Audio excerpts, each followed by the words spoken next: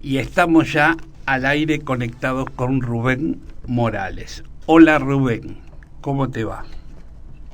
Hola, estimado Carlos, muy buenas. Muy buenas, un gusto saludarte y saludar a tu compañero. Gracias, ¿qué tal Rubén? ¿Cómo te va? Un gusto, Ricardo. ¿Qué tal, Ricardo? Un gusto también. Bueno, escuchaste toda la nota que le hicimos a Juan Carlos Luján. Lástima que no pudieron saludarse al aire, pero bueno, viste cómo es esto de que siempre falla las redes sociales y la electrónica. Pensábamos que podíamos comunicarnos en simultáneo, pero no se dio. Claro, bueno, qué lástima, porque la verdad que me hubiera gustado saludarlo a su oficial mayor Juan Carlos Luján, sí, con quien a quien tengo una gran estima y aparte he compartido con él alguna reunión con antárticos, más de una, pero fundamentalmente recuerdo un asado que compartimos en casa del querido amigo Pablo Justo, que lamentablemente falleció el año pasado, que tuvimos ahí una reunión de antárticos con la dotación de lo que había sido la base de excepción en el año 65. Ajá.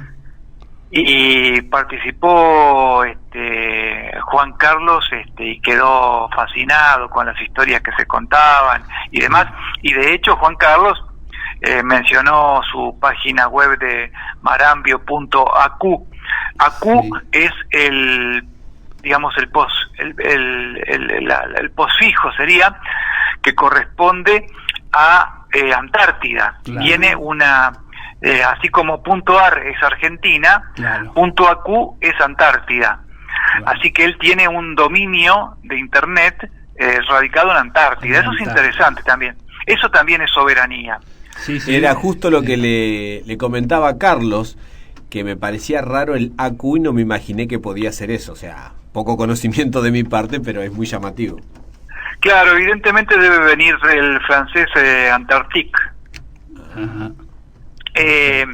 Y bueno, con Juan Carlos, ya te digo, hemos participado en algunas reuniones muy amables con antárticos, y también tengo que reconocerle y agradecerle que en esa página marambio.acu van a encontrar una elogiosa reseña de mi libro que publicó. Claro. Un elogioso comentario sobre mi libro Los ovnis de la Antártida, sí, que para mí es un honor, obviamente, en un sitio que normalmente no se dedica a estas cosas, digamos, claro, tengamos la posibilidad de que se difunda el material del libro. Y hay también algún caso publicado ahí que tiene que ver con uno de los casos publicados en el libro, que es el incidente que protagonizó Tito Bursi. Tito Bursi en 1961 en la base Orcadas, que está relatado en la web de la base Marambio. Ajá. También tengo ahí publicadas otras notas que no tienen mucho que ver con lo ufológico, que tienen que ver con alguna historia antártica, Historias digamos. antárticas, sí. Claro. ¿Tuviste oportunidad de ir alguna vez? No, vos sabés que de todo esto me ha quedado la gana de poder ir realmente. No descarto a mis 62 años, ya extinguiéndose mis 62 años, no descarto la posibilidad de ir a la Antártida algún día. Me gustaría realmente conocer ese lugar, que de todos modos ahora es bastante más amable que en la época, digamos que 20, 30 años atrás, ¿no es cierto? Claro. Pero la verdad que es muy elogioso. Yo quisiera, por eso me hubiera gustado decírselo de frente a Juan Carlos. Es muy importante lo que ha hecho Juan Carlos con su página, porque si vos en General Rodríguez salís ahí al centro comercial con un micrófono, con un grabador, y le preguntás a la gente, dígame el nombre de una base antártica, te van a decir Marambio. Ujú. Sí. No te van a decir Petrel, no te van a decir Decepción, no te van a decir Orcadas, por más que tiene más de 100 años en la Antártida. Sí. Y eso te habla, cuando te dicen Marambio, lo que te están diciendo es Juan Carlos Luján. Porque él fue el que a través de su fundación, a través de su museo, ahí en Villa Adelina, y a través de la tarea de difusión con sus boletines, que si vos tenés un mail, te llega todos los meses el boletín. Es impresionante la capacidad de difusión que tiene. Él es el que ha logrado, esa persona que entrevistaron ustedes, que es, digamos, tiene sus aspectos, que hay quienes lo apoyan, quienes lo critican, quienes le dicen que tiene demasiada figuración y demás, sí. Pero es esa persona quien ha logrado que la base Marambio sea conocida en el país y en el resto del mundo, y gracias a él tiene esa difusión, y no la tienen otras bases, Claro. Yo qué sé yo, en mi libro por ejemplo, he estudiado mucho los casos de la isla de Decepción, y nosotros como ufólogos tenemos el recuerdo por el capitán Pericé y demás, sí, de la isla de Decepción, pero vos hablás con alguien de la calle y le decís que hay una isla que se llama Decepción y te dicen ¿qué es eso? Sí, o las Orcadas mismo. Las Orcadas mismas, acá claro. Veo que hay una nota en el libro que habla del año 1927 en las Orcadas. Bueno, es que las Orcadas está ocupada por argentinos desde 1904. Claro, qué bárbaro. En el 27 fue cuando se empezó a hacer por lo menos ya comunicaciones con radio. Hasta ese momento no obviamente no tenían ni eso. Claro. Que en el 27 por ahí fue cuando estuvo en Moneta como comandante, como comandante de la base. Es el autor del libro 4 años en las Orcadas del Sur. Pero ahora, esta gente son héroes de verdad, como dice Esteban Ligieri, verdaderos héroes. Sin duda. Y hoy en día también, te digo, porque si bien está todo mucho más controladito, sí, por caso, ya para los informes meteorológicos, el meteorólogo no tiene que salir afuera cada 3 horas. Ahora está todo digitalizado, todo con cable, computadora, sí, y desde adentro miden lo que dice el barómetro, el termómetro, claro, el punto de rocío, todo lo demás. Pero todas las actividades antárticas son peligrosas. Sí. De hecho, no hace tantos años, mismo en Marambio, falleció uno porque se le cayó un portón encima. Y vos decís, bueno, qué accidente tan extraño que se te caiga un portón. Pero claro, ahí hay vientos que son impresionantes. Claro. Y si nadie advirtió que tenía una falla ese portón, de pronto se puede llegar a descolgar. Claro. Allá el viento se ha llevado construcciones enteras. Claro. Lo mismo que cuando hay, por ejemplo, un incendio en la Antártida, como el oxígeno es tan puro, allá el aire es tan puro, el fuego cobra una fuerza impresionante que no te alcanza ningún matafuego, no hay manera de apagarlo. Sí. Y más que no tenés agua líquida, claro, estás perdido. Entonces, por eso se construyen casas de emergencia siempre, que están suficientemente separadas del destacamento principal. En el caso de que se incendie una construcción, pasan todos a la casa de emergencia, claro, donde ya se tienen víveres, se tienen elementos como para sobrevivir un rato si pasa algo, ¿no? Pero sigue siendo un destino de mucho riesgo, evidentemente. Sí, seguro. Rubén, señor, ¿recordás que hace, no sé, un par de años fuimos a dar una charla a la ciudad de Rauch? Sí, invitados por la Secretaría de Turismo de Rauch. Exacto. Sí. Y vos contaste un caso muy interesante ocurrido en la Antártida.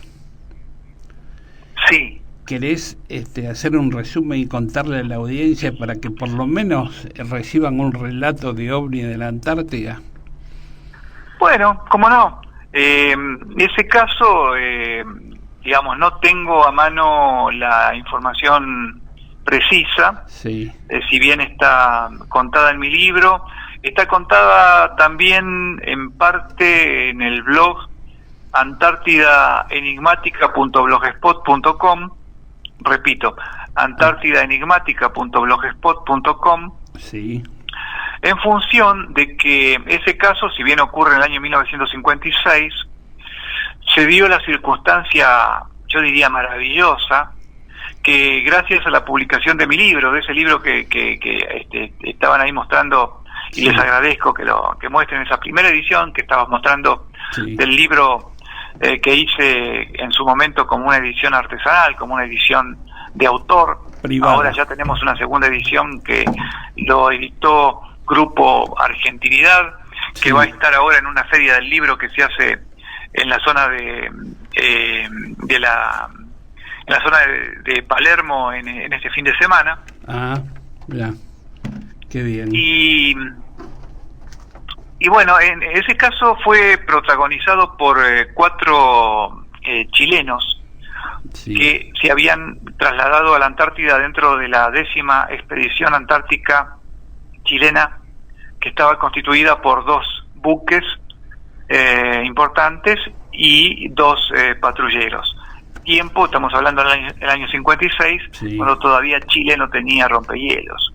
Ajá. Entonces se usaban buques de guerra. Iba la fragata Baquedano y un buque petrolero y de carga que era el Rancagua, más 2 patrulleros, más buques más chicos, más rápidos, que eran el Leucotón se llamaba uno y Lientour se llamaba el otro. Y bueno, fueron a hacer todo un relevamiento de las bases antárticas y de paso a hacer unas tareas científicas. Dentro de las tareas científicas se dejó en diciembre del año 1955 a un grupo de 4 hombres en la isla Roberts, que queda en el archipiélago de las Shetland del Sur, el mismo archipiélago al que pertenece, por ejemplo, la isla de Decepción. Y estos 4 hombres fueron dejados por la fragata Baquedano, ocupando un refugio, una casamata. En ese momento era una casamata, ahora ya hay una base antártica chilena en ese lugar. Sí.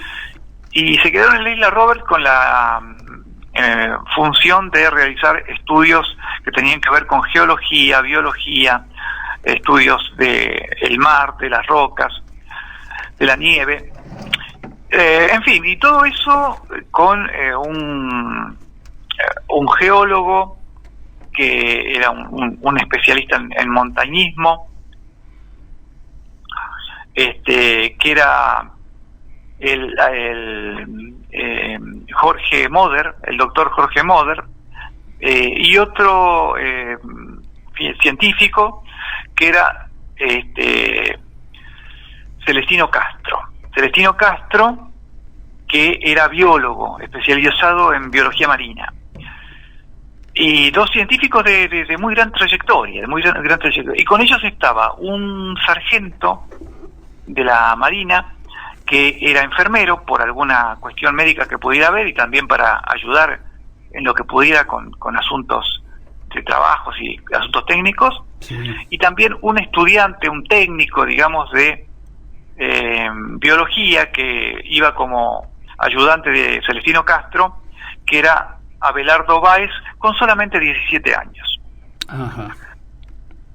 Y se dio la circunstancia, por eso está presentado en el blog de Antártida Enigmática, y por eso también fue rescatado en el último libro de Pato Abusleme Hoffman de Chile, el último libro de ovnis en Chile que acaba de publicar Patricio Abusleme Hoffman, que Celestino Castro todavía vive. Perdón, Celestino Castro no, paz descanse. Pero el caso de Abelardo Báez, que tenía 17 años en ese momento, 17. Todavía vive.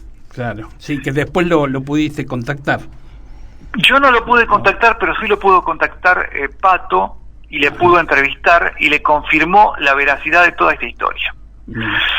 Y la historia fue que en 2 días, hacia el 7 y 8 de enero de 1956, estando ahí en la isla Roberts, de pronto Celestino Castro se despierta una madrugada, sale al exterior y se encuentra con que hay 2 cilindros plantados en el medio del cielo.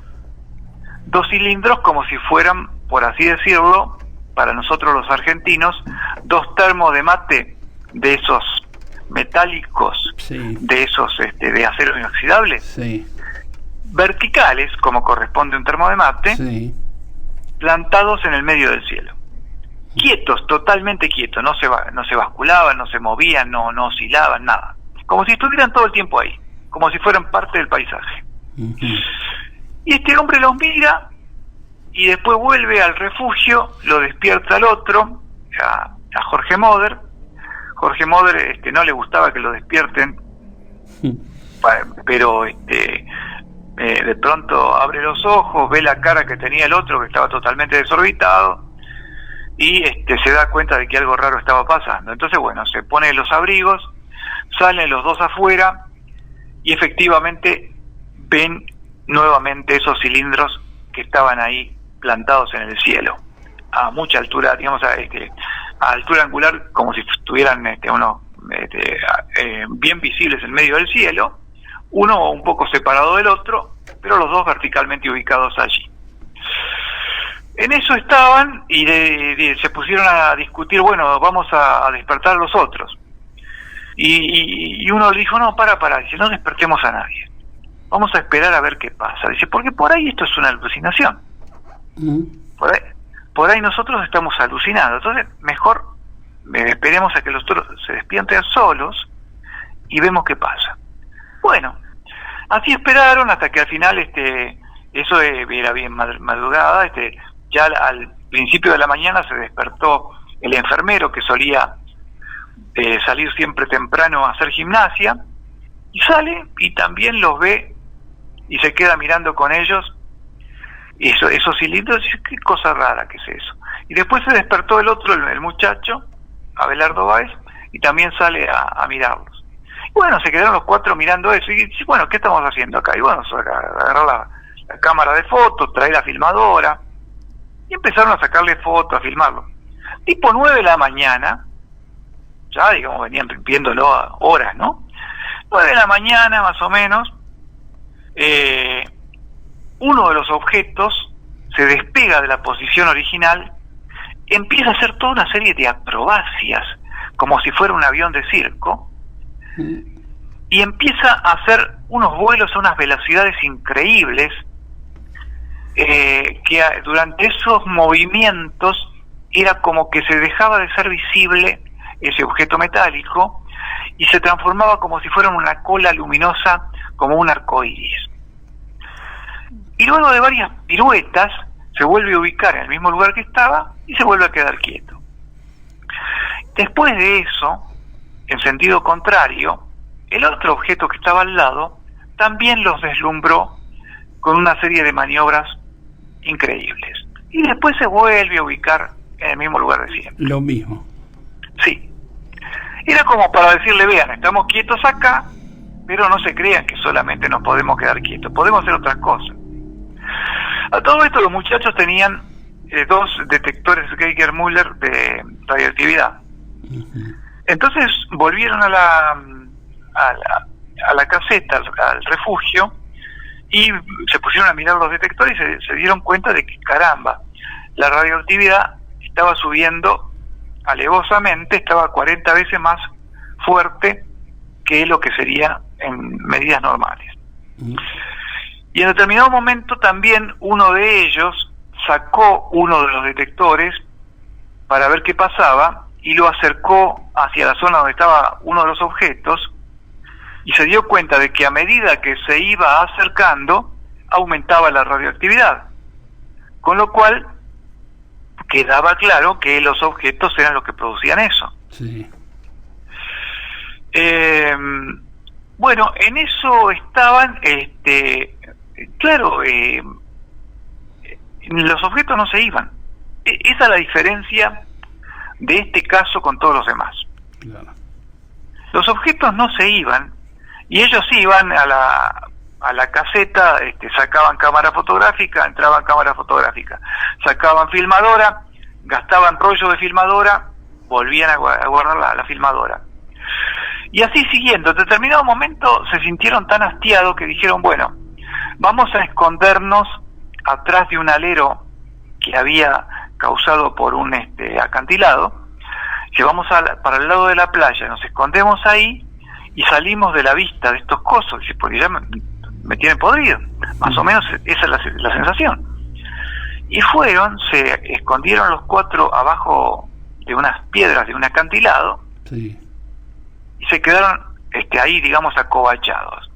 En eso que estaban ahí, ven que viene una de estas cosas que lanzaban los arcoíris y se les hace unas figuras volando adelante de ellos, como si fuera un cometa, como diciéndole, vean, vayan a donde quieran, que de nosotros no se van a escapar.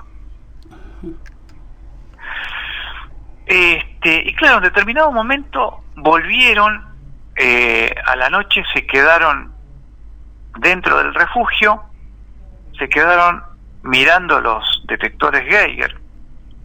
La verdad que estaban con mucho miedo, estaban totalmente enloquecidos por lo que estaba pasando, prácticamente no comieron en esos días, no hicieron ninguna de las actividades científicas que tenían planificadas. Al día siguiente salen de nuevo, seguían los objetos ahí, ya estaban sin dormir, ya estaban totalmente desubicados. En determinado momento, Jorge Moder, el geólogo, tenía una linterna de luz polarizada, que se usa para medir la composición de las rocas, arrojándole una luz, de acuerdo al color que refleja la roca, se puede deducir la composición de la roca. Pero dijo, qué bueno, con la luz polarizada voy a tratar de hacerles señales. Se acordó de eso. Entonces empezó a hacerle señales, prender, apagar, así, qué sé yo, al tanteo, digamos, ¿no? Sí. Como hacía Tito Acosta, ¿te acordás? Sí, con sus aparatos. Bueno, con sus aparatos, claro. Entonces empezó a hacerle señales. ¿Y qué pasó? Uno de los objetos empieza a bajar. Empieza a bajar, y cada vez lo tenían más cerca. Y dicen que no pueden precisar mucho, la distancia a la que estaba, pero que lo tenían como cuando vos ya tenés en la ruta un auto que está cerca. Y estos objetos tenían más o menos, para que nos demos idea, eran un cilindro, les digo, vertical, que tenía unos 150 metros de alto por 25 de ancho. Cuando empezó a bajar así, que las señales las hacía Jorge Moder, y Celestino Castro los empezó a mirar con un catalejo, con un largavistas, y descubrió que lo que le pareció ser una especie de escotilla, de puerta, más o menos hacia la mitad de uno de los objetos, del que había bajado justamente. Ajá. Pero ahí cayó en la cuenta de que lo veía demasiado cerca, y le dijo al otro, che, loco, le dice, vos estás haciendo... Bueno, les hablaba en chileno, yo lo traduzco, perdónenme. Pero le dijo, estás haciendo algo que no está bien, porque si esta cosa sigue bajando, la radioactividad nos va a matar. Claro. Y el otro le dijo, no, pero ve que está bajando, está bueno esto, vamos a ver si nos podemos comunicar. Entonces empezaron a discutir entre ellos, hasta que Celestino Castro le arrancó la linterna de las manos, la tiró al suelo, la pisó, la rompió, y le dijo, esto se termina acá mismo. Y cuando pasó eso, el objeto empezó a subir despacito, y se volvió a poner más o menos en el mismo lugar que estaba. Bueno, después vino esa noche que volvieron a meterse adentro porque esta vez empezó a soblar ventisca, digamos, y no estaba bien el tiempo, se empezó a descomponer el tiempo, ya se empezó a cubrir el cielo de nubes, los objetos quedaron tapados por las nubes. A todo esto, entre medio de toda esta historia, habían podido medir la altura, habían podido medir el tamaño, porque cuando pasaban las nubes, algunas nubes pasaban por abajo, otras pasaban por arriba. Entonces les resultaba fácil medir la altura por referencia a las nubes. Y como eran científicos, se tomaron todo el trabajo de hacer las mediciones que quisieron. Y después, bueno, se metieron en el refugio y ya estaban totalmente desencajados, ya estaban totalmente psicotizados por esto que estaba pasando, porque claro, no sabían qué hacer. Es lo contrario de lo que pasa siempre, que son observaciones fugaces, en las cuales la gente, bueno, ve algo que pasa, unos minutos, unos segundos, y después te cuentan la historia. Claro. Pero era el caso exactamente contrario, los objetos no se querían ir. Y se metieron adentro y se quedaron mirando los detectores de radioactividad. En determinado momento de la madrugada descubren que la radioactividad había bajado y ya estaban niveles normales. También, aparte de eso, dicen que emocionalmente sintieron que los objetos ya no estaban más. Sintieron que ya se habían ido. Ajá. Tenían otra tranquilidad. Sí, les vino una tranquilidad interior. Es como que ellos sentían la presencia y sentían como que de alguna manera estas cosas que estaban ahí estaban tratando de interactuar o de comunicarse con ellos. Claro. Y cuando se fueron, se sintieron aliviados. Y efectivamente, a la mañana, cuando despejó, cuando se fue la tormenta, vieron que ya no había más nada en el cielo. A todo esto, ¿por qué venía esta historia?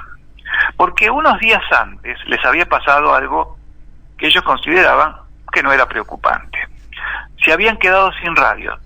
Se había roto la radio, y ahí teníamos a un biólogo, dos especialistas en biología, un geólogo, y ninguno sabía nada de radio.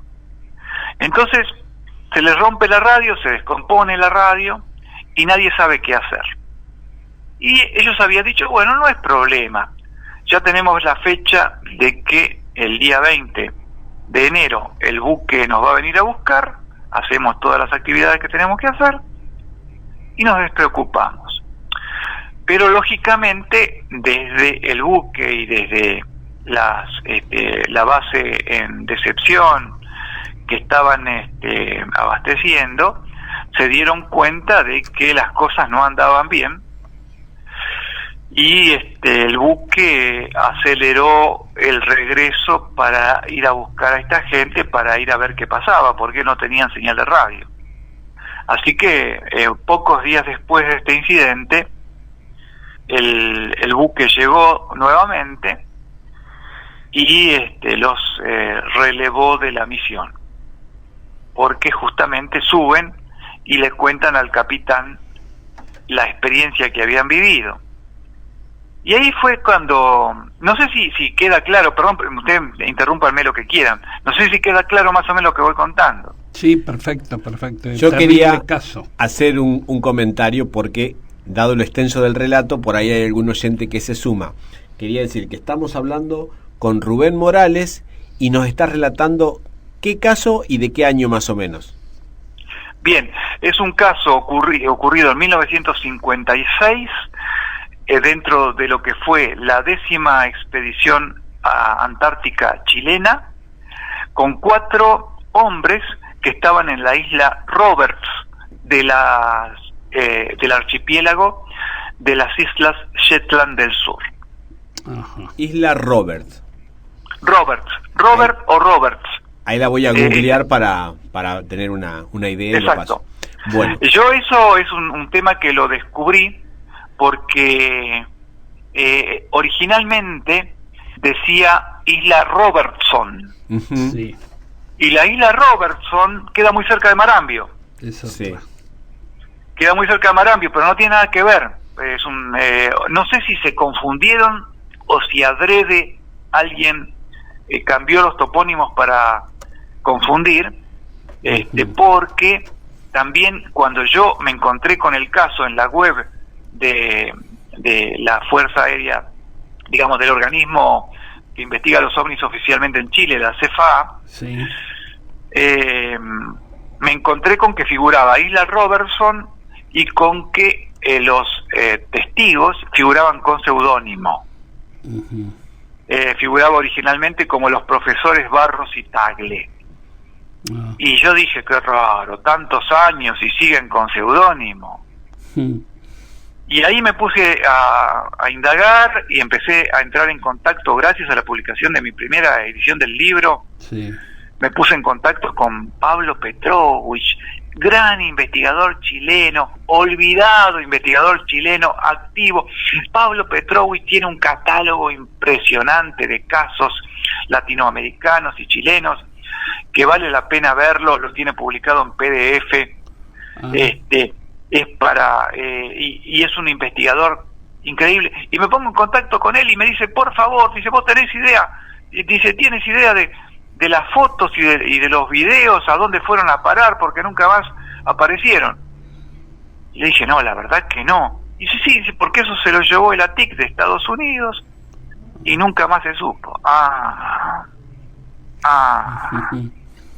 Qué casualidad. Qué casualidad. Suma y sigue.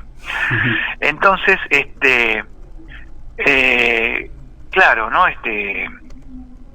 Cuando nosotros hablamos de ocultamiento de información, no hablamos con palabras vanas, nos referimos a materiales que se sabe que existieron y que nunca se desclasificaron. Y que bueno, muchachos, algún día tienen que ponerse la pila y desclasificarlo. Eso no sé por qué se oculta, claro. No sé por qué no se da conocimiento. ¿Y qué pasaba? Pablo Petrovich formó parte, lo ha dicho públicamente esto en grupos de Facebook, así que no estoy diciendo nada que invada la privacidad de nadie, porque sí, también él entiende, como yo, y más después de la pandemia, sí, que ciertas cosas no se pueden seguir ocultando. Sí. Y él formó parte de un grupo que se llamaba UFO Chile, del cual formaba parte también el gran científico integrante de un montón de academias de ciencia, Jorge Moder. Ajá. Ingeniero y profesor Jorge Moder. Y Jorge Moder integró ese grupo en las sombras. Y nosotros también acá en Argentina hemos conocido a científicos que de pronto que decían por lo bajo que se dedicaban a investigar el tema OVNI. Sí. Como me estoy acordando en este momento del ingeniero Oscar Sardela, por ejemplo, a quien yo conocí, traté y tuve charlas con él, que se hablaba por lo bajo en la Universidad Tecnológica Nacional. Pero qué pena y qué desperdicio que un científico tenga que callarse, y hasta incluso hacia el año 68 creo que fue, Jorge Moder fue entrevistado en la televisión chilena y apareció dando una nota sobre este caso con un seudónimo y enfocado con la cámara en la nuca, para que no se le vea la cara. Y yo digo, qué triste, qué lástima, qué lamentable que un científico tenga que ser enfocado sin que se le vea la cara por hablar de ovnis, como si fuera un traficante de droga. Dejémonos de joder. Es verdad. ¿Cómo se puede llegar a eso? ¿Por qué el tema está tan vapuleado o tan no requerido por la comunidad científica, no? Exactamente. Y yo lo decía la otra vez que hablé en este directo con Carlito Yurchuk sobre el tema de Hynek, que Hynek ya en el año 1953 se dio cuenta de que la Fuerza Aérea la Fuerza Aérea de Estados Unidos, estamos hablando, ridiculizaba a aquellos que decían ver ovnis, a aquellos que presentaban testimonios, y él dijo claramente: el ridículo no es parte del método científico. Sí. El ridículo no forma parte del método científico y está mal que se le diga a la gente que ridiculizar está bien. Claro. Sí. Eso es algo que tenemos que tenerlo en cuenta. Por eso todos estos que aparecen ridiculizando al tema, que aparecen riéndose porque alguien dice que vio un ovni, porque tuvo tal o cual experiencia, que sepan que eso que están haciendo es ajeno al método científico. Claro. Sí. Están haciendo otra cosa. Están haciendo otra cosa que es ajena al método científico. Entonces, creo que nosotros tenemos que tener una posición en esto. O sea, podemos ser neutrales en cuanto a ser abiertos a todas las posiciones y a todas las líneas de pensamiento, pero no podemos ser neutrales y tener una posición sesgada cuando estamos hablando de un pensamiento ético. La ética tiene que ser el eje, digamos, lo que marque el rumbo de nuestras acciones. Sí. Y eso tiene que ver con decir lo que corresponde, con no escamotear la verdad. Así que este caso me parece muy, muy bueno que a través de mi libro haya podido abrir un capítulo nuevo en Chile, que ya estaba totalmente olvidado. En Chile era poco más o menos una anécdota. Ahora ha sido recuperado por Patricio Abusleme Hoffman, defendido por Pablo Petrovich y por toda la comunidad chilena. Y así como vos me estabas entrevistando a mí por este tema, hay otros medios en Chile que lo están entrevistando a Patricio por el mismo caso. Ajá. Y eso me parece buenísimo. Sí. Me parece buenísimo porque también significa la interacción que tiene que haber en cuanto a la colaboración que tenemos que tener entre ufólogos. Por ejemplo, para realizar ese libro de ovnis en Chile, Patricio tuvo la gentileza, la amabilidad, el buen tono de preguntarme: Rubén, ¿te puedo mandar a vos el capítulo, antes de publicarlo esto, ¿no? Sí. ¿Te puedo mandar a vos el capítulo que tiene que ver con la Antártida para que me lo corrijas? Y yo le dije, pero con gusto. Claro. Y le marqué toda una serie de datos que tenían que ver con elementos que él a lo mejor desconocía y que yo tenía más claros, claro, con respecto a la Antártida, y incorporó de buen grado esas correcciones en su trabajo. Entonces, creo que todo eso va haciendo a una ufología más transparente, a una ufología más solidaria, a una ufología colaborativa, como corresponde a los tiempos que corren, y dejar detrás la ufología, por un lado, oficial, que ocultaba todo, y la ufología también privada, que tendía a ocultarlo todo y resumirlo en unos grupos muy sectarios que no se comunicaban con nosotros. Rubén, así, sí.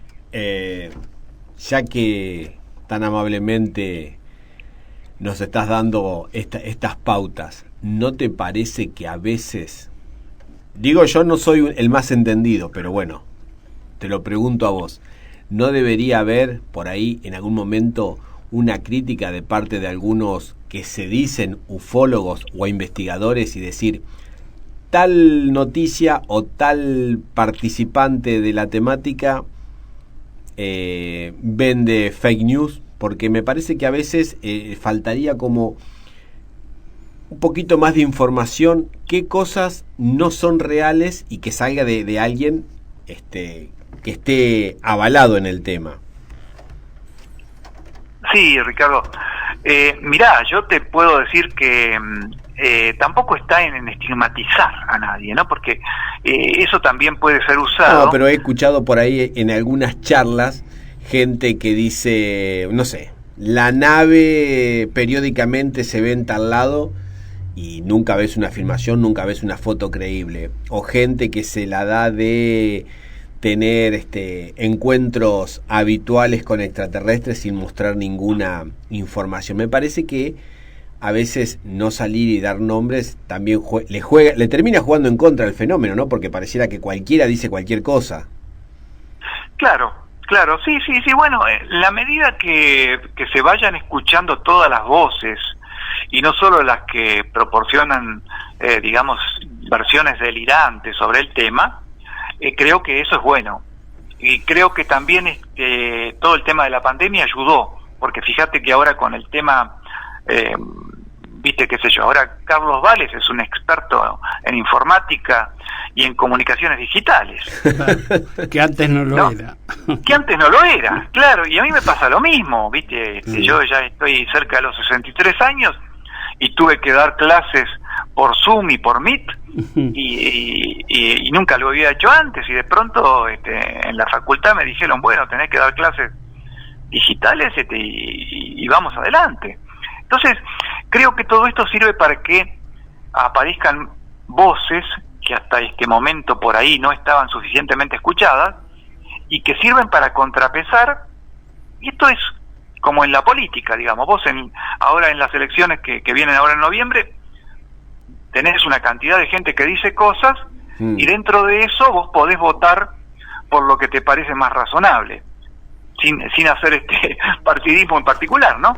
Claro. Pero vos podés elegir entre todas las voces que se escuchan, y podés lograr que tengan seguidores aquellos que no venden pomadas, como dicen en Chile, ¿no? Porque en Chile, así como nosotros acá hablamos de vendedores de humo, allá le llaman vendedores de pomadas por esa tradición de que había que los vendedores ambulantes que vendían pomadas para curar cualquier cosa. Claro.